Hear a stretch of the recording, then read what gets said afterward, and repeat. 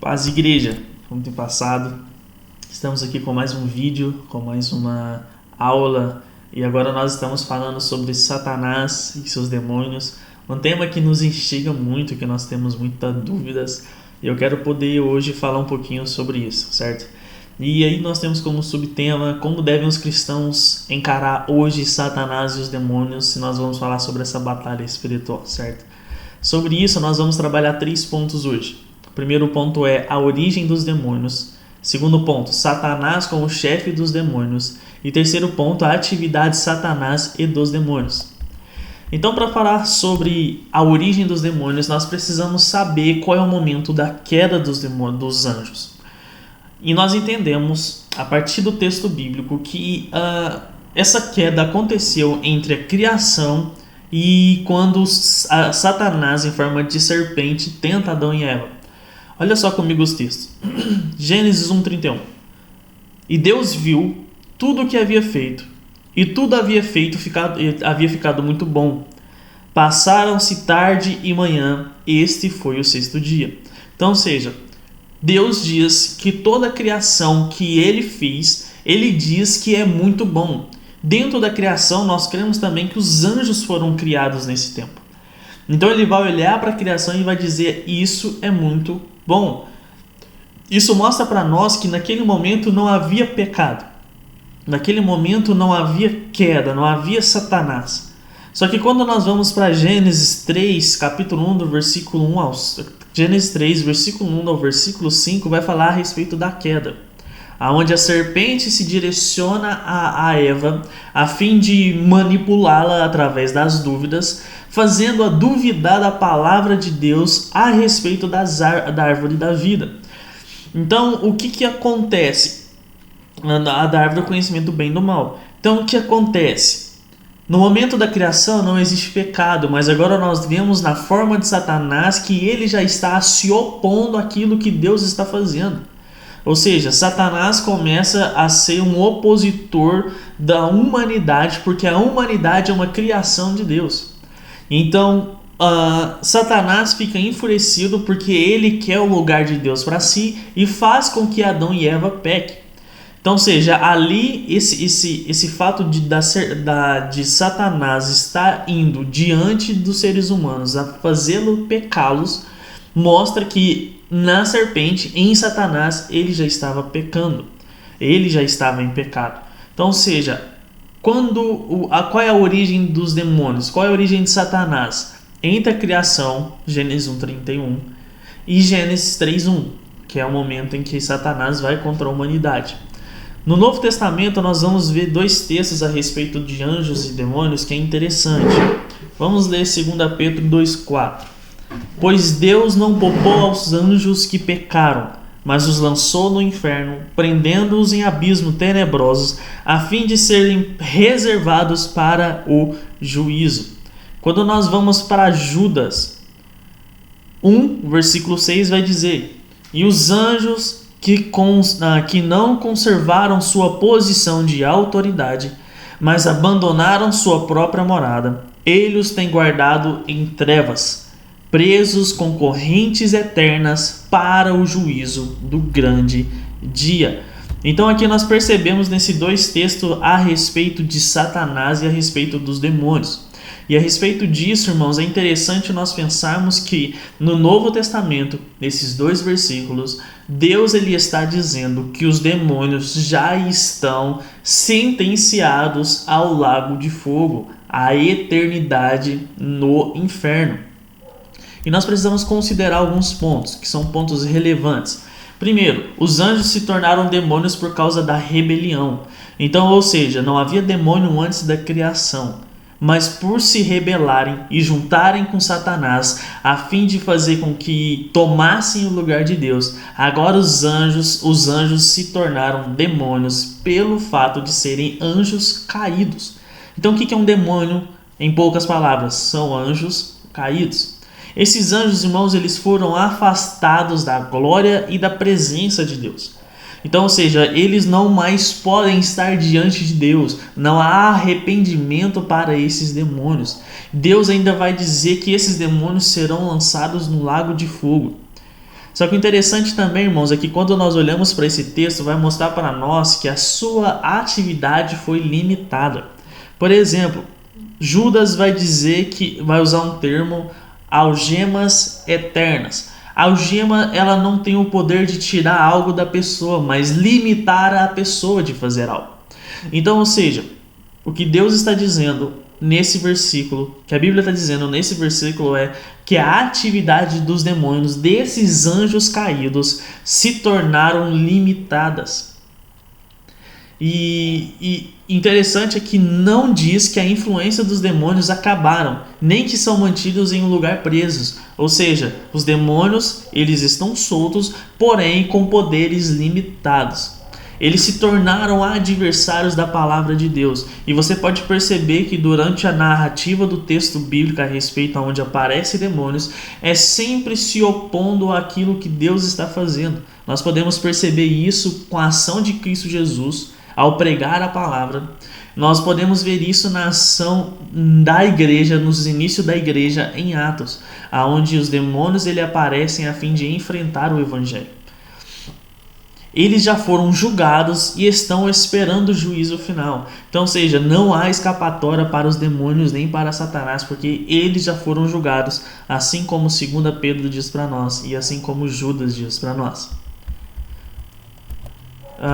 Existe no Antigo Testamento uma possível referência a Satanás. E que referência é essa? Eu quero ler com você, vou até colocar na tela, que diz, Isaías 14, 12 a 15.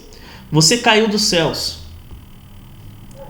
ó estrela da manhã, filha da alvorada. Como foi atirado à terra, você que derrubava as nações.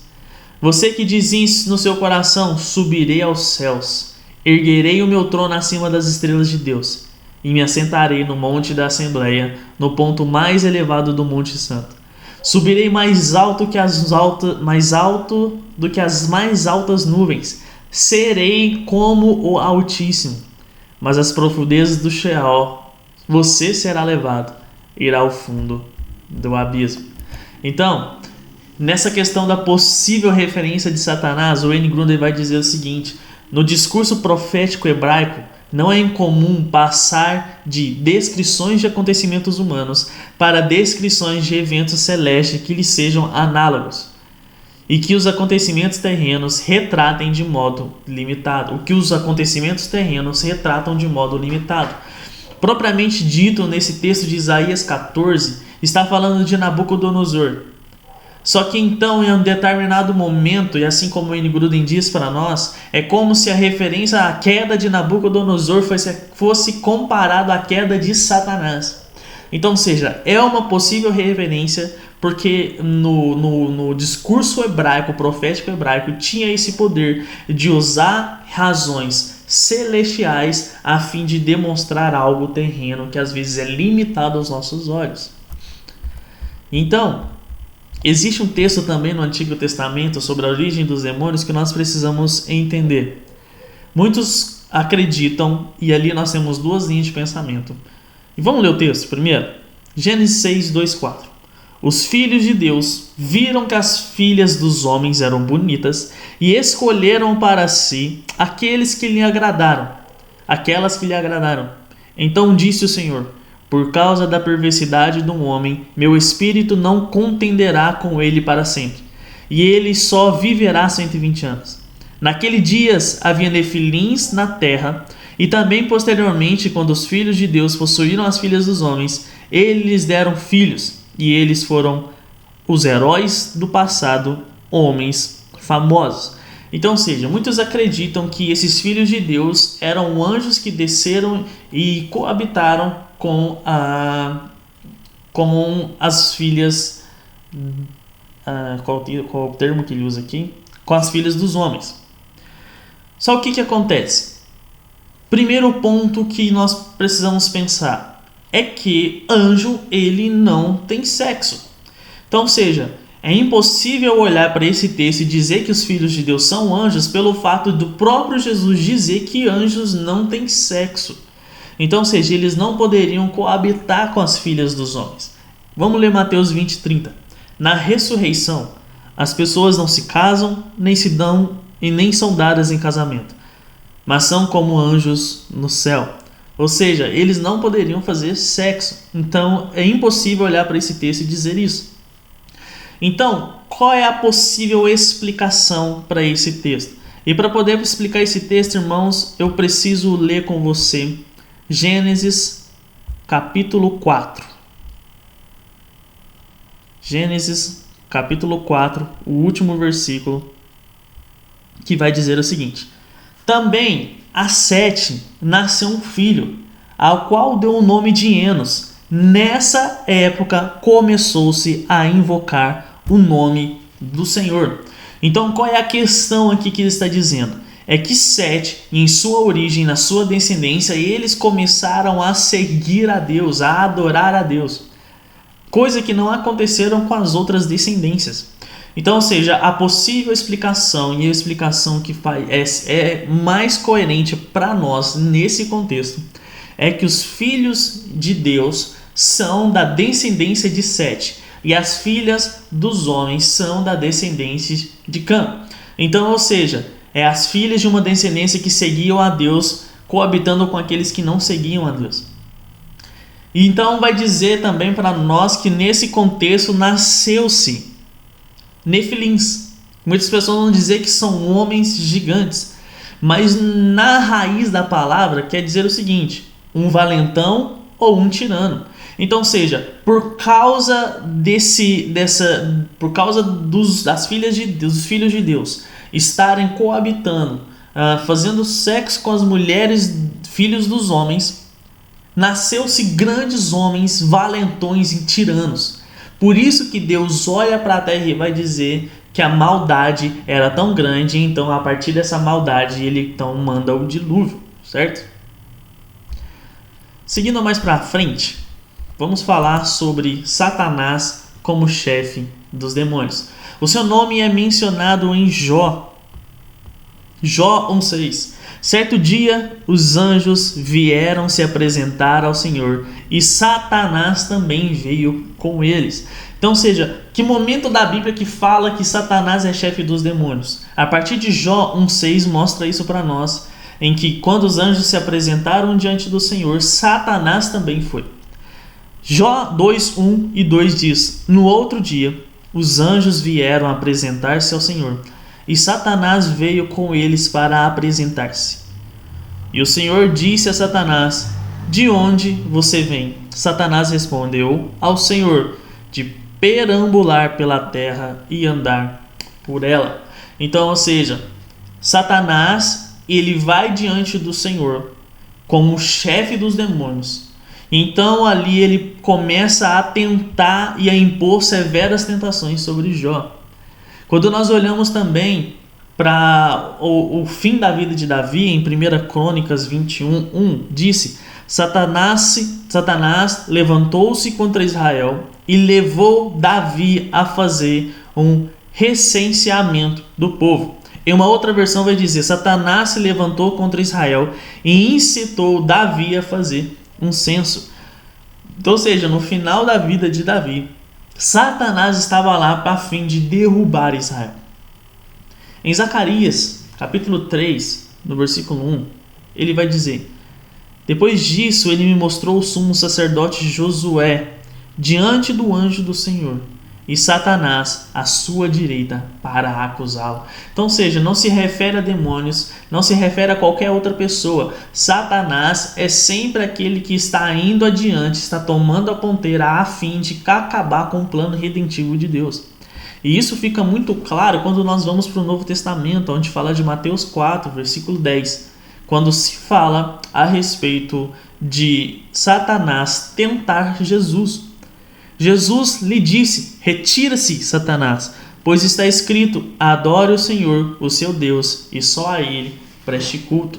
Então, ou seja, no Novo Testamento, não só esse texto, mas também Lucas 10:18 diz: ele respondeu: eu vi Satanás caindo do céu como relâmpago. Então, ou seja, como Satanás ele se torna chefe dos demônios? Por ele ser maior do que eles, ser mais poderoso do que eles, e também ser aquele que está indo adiante dos homens a fim de acabar com o plano de Deus. Satanás foi tão foi tão forte nessa questão que até contra Jesus, o Filho de Deus, ele tentou fazê-lo cair em tentação e pecar contra o Pai. Então, quais são os nomes dados para Satanás? E aqui o livro vai dizer para nós esses: diabo, serpente, Beelzebu, príncipe deste mundo, príncipe da potestade do ar e maligno. Então, qual é a atividade de Satanás e dos demônios? Quando nós olhamos aí, a primeira coisa que nós vamos fazer, qual é a atividade de Satanás e dos demônios primeira coisa que nós precisamos entender: Satanás pecou antes de qualquer um. A fim de fazer o homem cair, a fim do homem fazer o homem pecar contra Deus, Satanás já havia caído. Não só isso, Satanás também é conhecido como aquele que é homicida, mentiroso e o pai da mentira. João 8,44. Vocês pertencem ao pai de vocês, o diabo, e querem realizar o desejo dele. Ele foi homicida desde o princípio e não se apegou à verdade, pois não há verdade nele. Quando mente, fala a sua própria língua, pois é mentiroso e pai da mentira. Então, ou seja, ele é aquele que vai fazer de tudo para desviar pessoas do caminho de Deus. E sabe como ele fez com que a humanidade caísse? Dizendo para ele: vai, faz o que o seu coração quer. Não faz a vontade de Deus. Certamente ele não vai te punir por isso. Então temos que tomar cuidado com essas influências sobre as nossas vidas. Deus não nos mandou fazer o que nós queremos. Deus nos mandou fazer aquilo que Ele quer. E precisa ficar bem claro. Ele vai vir com mentiras, porque Ele é o pai da mentira. E uma coisa que o texto vai dizer para nós em 1 João 3,8 é que o diabo vive pecando desde o princípio. 1 João 3,8. Aquele que pratica o pecado é do diabo, porque o diabo vem pecando desde o princípio. Para isso o Filho de Deus se manifestou, para destruir as obras do diabo. E aqui você precisa entender algo. Quando ele diz que ele vive pecando desde o princípio, ele não está falando sobre antes da criação. Ele está falando do princípio da criação, ou seja, houve a criação, o mundo iniciou, e desde que o mundo iniciou, Satanás começa então a dizer, o texto vai dizer para nós que ele vive pecando desde o princípio. Qual é o papel então dos demônios contra a obra de Deus? Primeira coisa que nós vamos ver é que a partir de Satanás, então ele leva o homem a pecar. Satanás também tentou fazer Jesus pecar ali em Mateus 4:1-11. E a tática de Satanás é a mentira, o engano, e ele também é homicida. Vamos ler Apocalipse 12? Não, na verdade vamos passar, porque eu quero falar sobre isso lá na frente. Então, ou seja, os demônios eles se opõem a toda obra tentando destruí-la. Então, ou seja, tudo aquilo que é discernente ao reino de Deus, à palavra de Deus, Satanás e os demônios em sua atividade tentam pará-la, tentam destruí-las. Foi o que eles fizeram com a Eva, foram o que eles tentaram fazer com Jesus. Eles usam táticas de mentiras, de engano e de homicídio. Os demônios estão limitados pelo controle de Deus e têm um poder restrito. E isso é interessante, nós precisamos sabermos. Se você pergunta para pessoas hoje se elas têm medo de demônios, as pessoas provavelmente dirão sim, mas por não conhecer a autoridade que Jesus deixou sobre nós. O Senhor disse a Satanás, Jó 1:12, pois bem, tudo que ele possui está nas suas mãos. Apenas não encoste um dedo dele. Então Satanás saiu da presença do Senhor. Então, ou seja, Satanás ele vai tentar a Jó, mas ele só tenta a Jó naquilo que Deus permite que ele faça. Então, ou seja, ele é limitado, ele é subordinado à vontade do Pai. Satanás ele vai fazer de tudo para derrubar a Deus, mas mesmo assim Deus está o limitando. Jó 2:6. Pois bem, ele está nas suas mãos, apenas poupe a vida dele. Irmão, Satanás de algum modo queria acabar com a vida de Jó, mas Deus, ele impõe limites. Deus, ele está sobre Satanás. E nós verificamos diferentes estágios da atividade demoníaca na história da redenção. Então, ou seja, quando nós olhamos para todos os versículos bíblicos, para toda a história, nós podemos perceber essa atividade demoníaca. Quando nós olhamos para o Antigo Testamento, essa atividade demoníaca ela era marcada pelos falsos deuses. Por exemplo, Deuteronômio 32, 16 e 17. Eles os deixaram com ciúmes por causa dos deuses estrangeiros e provocaram com seus ídolos abomináveis. Sacrificaram a demônios que não são de Deus, a deuses que não conheceram, a deuses que surgiram recentemente e deuses que os seus antepassados não adoraram. Então, ou seja, como é que funciona a atividade de Satanás e de seus demônios no Antigo Testamento? Através da idolatria de deuses, de sacrifícios a esse Deus. Sacrifícios até ponto de sacrificar crianças. Salmo 106, 35. Em vez disso, misturaram-se com as nações e imitaram suas práticas. Prestaram culto aos seus ídolos, que se tornaram a armadilha para eles. Sacrificaram seus filhos e suas filhas aos demônios. Então, ou seja, como é que Satanás e os demônios eles são percebidos no Antigo Testamento? A partir da idolatria, a partir dos falsos deuses, a partir dos sacrifícios feitos em nome desse Deus. E não só isso, quando nós olhamos para 1 Samuel 16, 23, nós podemos perceber uma certa dominação demoníaca, o espírito demoníaco em Saul. 1 Samuel 16, 23. E sempre que o espírito mandado por Deus se apoderava de Saul, Davi apanhava sua harpa e tocava. Então Saul sentia-se alívio e melhorava, e o espírito maligno o deixava. Então, ou seja, ali já no Antigo Testamento, sobre a influência de um espírito, Saul ele foi dominado por ele. Mas não só isso, existe também a autoflagelação. O que isso quer dizer? Eles se autodestruíam, eles se autoflagelavam a fim de adorar a esse Deus. Existia também a prostituição cultural. Então, ou seja, no Antigo Testamento, a forma como Satanás e os demônios aparecem é nessa perspectiva.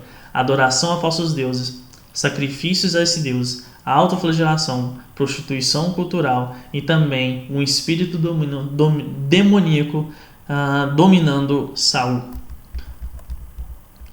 E no ministério de Jesus? Quando nós vamos ver, irmãos, nós podemos perceber que já no ministério de Jesus existe uma autoridade sobre os demônios. Marcos 1:27. Todos ficaram tão admirados que perguntavam uns aos outros: o que é isto? Um novo ensino? E com autoridade. Até os espíritos imundos ele dá ordem e eles lhes obedecem. Então, ou seja, quando nós olhamos para Jesus, na era do Novo Testamento, nós podemos perceber que Jesus ele domina sobre os demônios. Quando nós olhamos para Jesus dominando sobre os demônios, nós podemos perceber que então estava sendo inaugurado o triunfo do reino de Deus sobre os demônios. Mateus 12.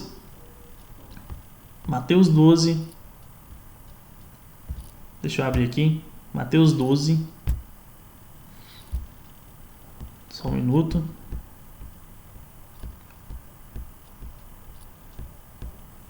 Mateus, capítulo 12, versículo 28.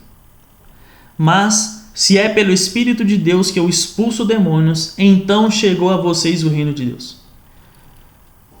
Ou como alguém pode entrar na casa de um homem forte e levá-lo dali seus bens sem antes amarrá-lo? Só então poderá roubar a casa dele. Então, o que Jesus está dizendo nesse texto é que quando ele começou a expulsar os demônios pela autoridade do seu poder sobre ser filho de Deus, ele está dizendo que ali estava inaugurando o reino de Deus.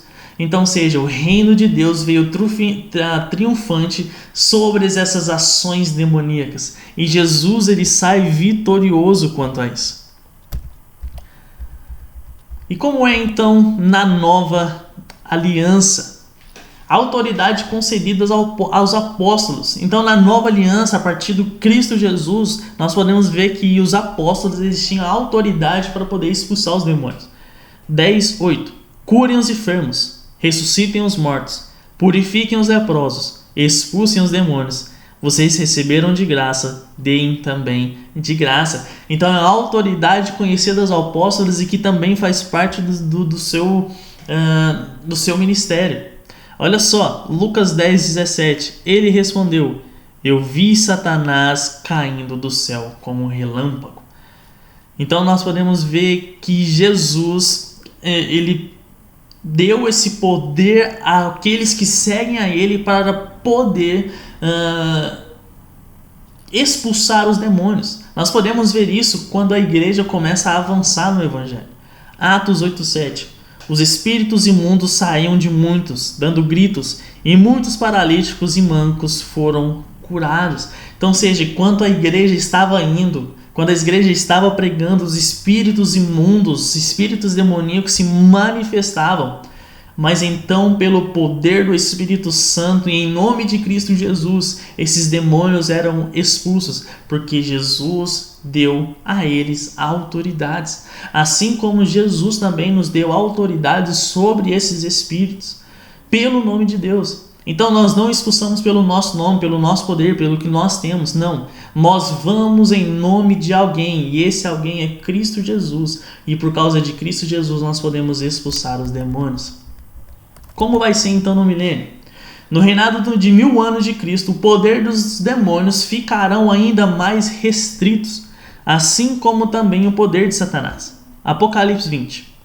Vi descer do céu um anjo que trazia na mão a chave do abismo, em uma grande corrente. Ele prendeu o dragão, a antiga serpente, que é o diabo, Satanás, e o acorrentou por 1000 anos.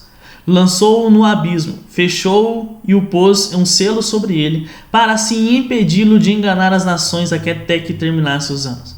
Depois disso, é necessário que ele seja solto por um pouco de tempo. Então, no milênio, Satanás e os demônios ainda serão ainda mais restritos, aonde Cristo reinará. Mas então, como acontece no juízo final? Vamos ler aqui. Vamos ler no juízo final. Só um minuto.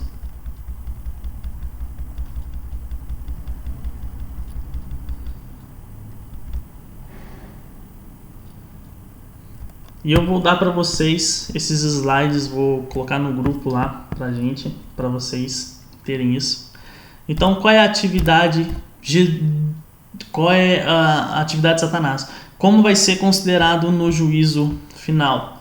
Então nós temos Apocalipse 20, versículo 10. O diabo que os enganava foi lançado no lago de fogo que arde com enxofre, onde já havia sido lançados a besta e o falso profeta. Eles serão atormentados dia e noite para todo o sempre. Então, ou seja, irmãos, nos finais dos tempos, no juízo final, no triunfo de Cristo sobre Satanás, ele será destruído. Juntamente com seus demônios, eles serão lançados no lago de fogo, aonde viverão eternamente. Então, irmãos, isso é o que nós podemos saber um pouquinho sobre Satanás, sobre a sua atividade, quem são os demônios. E na próxima aula vamos encerrar esse assunto. Mas eu quero deixar uma palavra para você, o que resume isso tudo. Demônios existem, Satanás está à solta, mas nós temos poder e autoridade sobre eles, não porque somos fortes, mas porque Cristo Jesus nos deu autoridade para lidar com essas coisas. Então, irmão, não tenha medo. Confia em Cristo Jesus, porque Ele é muito mais poderoso. Deus mostrou para nós que Ele limita as ações de Satanás. Então, irmãos, vamos confiar naquele que é muito mais poderoso. Amém? Que Deus possa estar abençoando vocês com essa aula, que possa ser muito edificante. Amém? Em nome de Jesus, que Deus abençoe vocês.